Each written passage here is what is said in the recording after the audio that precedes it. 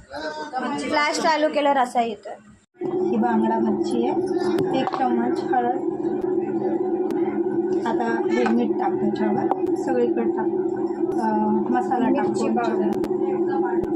मिरची पावडर थोडी जास्त टाक, म्हणजे सगळ्याला पण थोडं मीठ आणि मसाला मिक्स कर. मीठ त्याच्यात 1 चम्मच त्याच्यात पण मीठ टाक. मिरची पावडर हां टाक 1 चम्मच. अजून टाक थोडीशी त्याच्यात हळद टाक थोडीशी. आता आपलं ह्या मच्छी आहे 15. ह्याला हळद मीठ मसाला लावला. मिक्स करायचं सगळा मसाला असा हाताने मिक्स करायचा चांगला, म्हणजे त्याला लागला पाहिजे मच्छीला.